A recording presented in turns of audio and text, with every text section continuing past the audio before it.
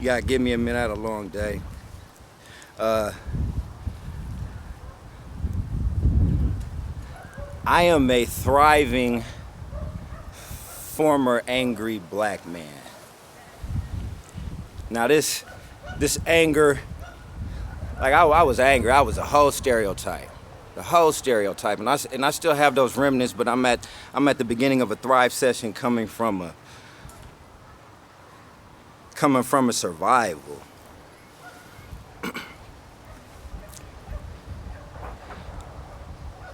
I don't feel it's hard to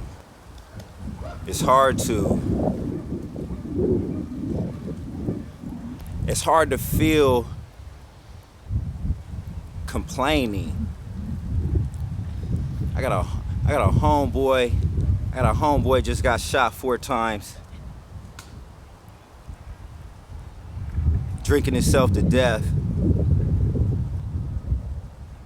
And I got another homeboy that just drank himself to death. And I got a homeboy that dedicated a lot of time in prison, and his son just killed himself. My brother's killed himself.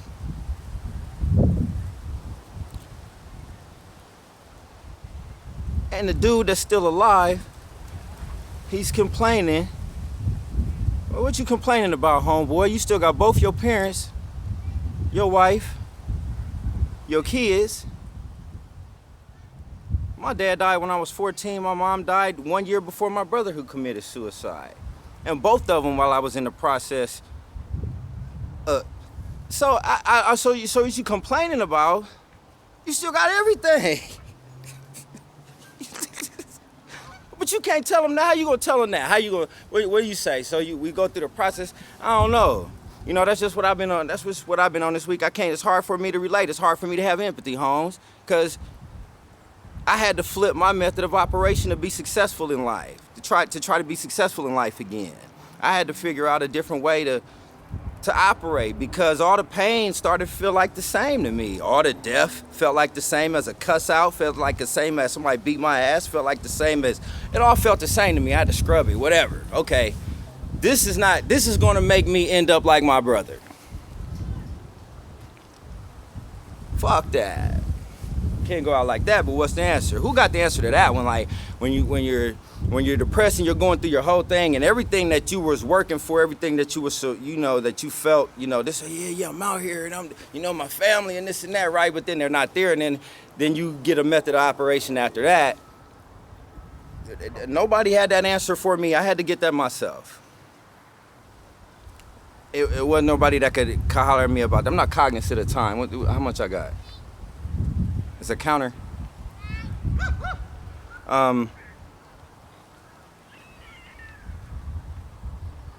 So, this. I ain't got no power. I can't convey what. I can't convey what I found that gave me energy to motivate past my circumstances. I'm gonna try to get it out of business, right? I'm gonna try to give back in that way and try to show what I found.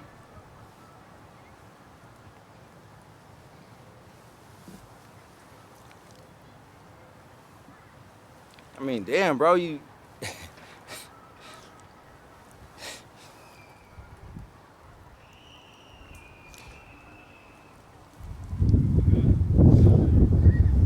What you drinking for? I know why you drinking, right? But you still keep getting up. You still keep getting up. What you want to keep getting up on that?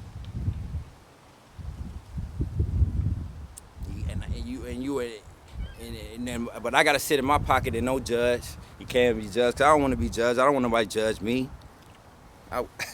People try it. It doesn't work. Not to me. What gets you out of your circumstance?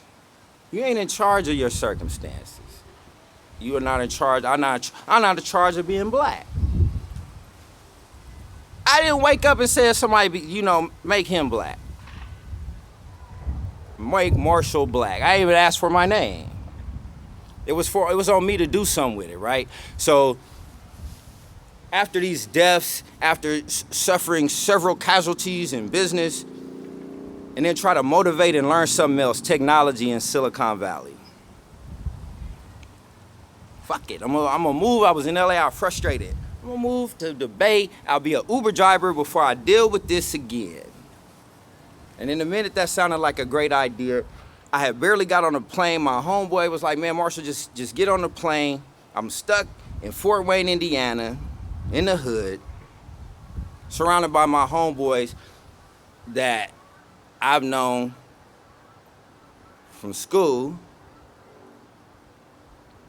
And I got to get on a plane after, I don't know, like, my mom died before cancer. I was able to be with her from the moment she got her first diagnosis to the moment she passed at the crib. Shortly after that, Kenneth. Now, my homeboy said, get on the plane, you're gonna go. Okay, I'm on a plane. I get there. LA ain't it no more. Okay, what's it? I'll move to the Bay and I'll be an Uber driver before I deal. Okay, boom, do that. Sell Buicks for a month. You heard me? I sold 12 of them shits. Two. I outsold all of the dudes. I outsold all of the dudes that was at the thing. When it was I hopped in, I walked across the street. My credit was crazy, just ridiculous. But Uber messed with me. I was Uber driver for 4 years and listened to engineers that was white, Indian, and everything else, not black, tell me about my product that I'm pitching. These people don't know me, and I'm the Uber driver.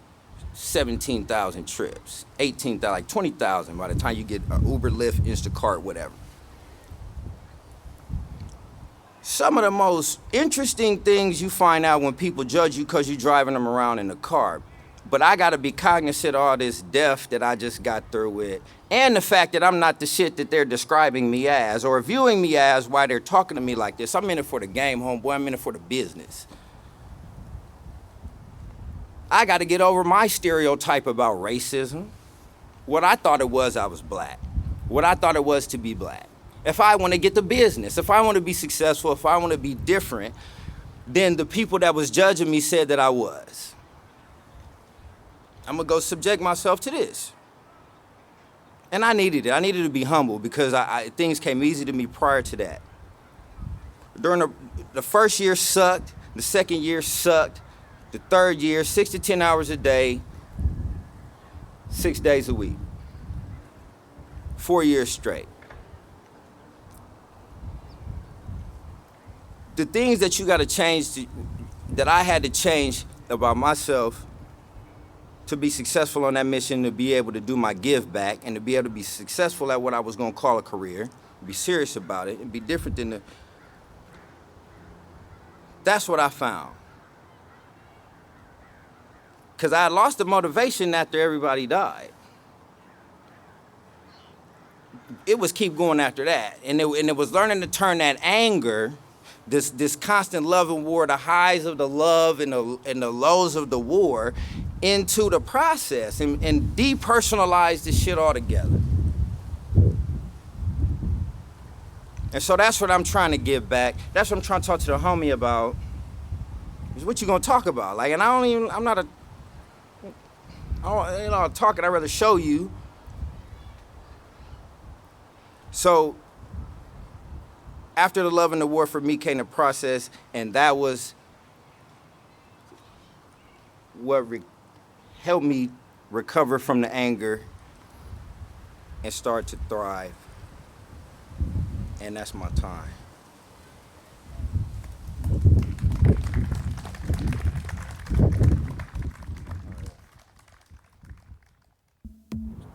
So, I'm gonna tell y'all right now, I'm hard as hell. I ain't no crying ass dude. But I'm crying right now though. And I'll tell you why, because Somebody asked me this week, actually, do you ever think about all of the things that you don't know because you didn't have a father figure in you? How many things did you have to figure out on your own? More so as a father figure, but how many deaths did you have to experience to figure that shit out on your own? It's too much of this shit. And this community is here for us so that we don't have to figure this shit out on our own anymore. Does anybody have any questions for Marshall? Thank you, brother.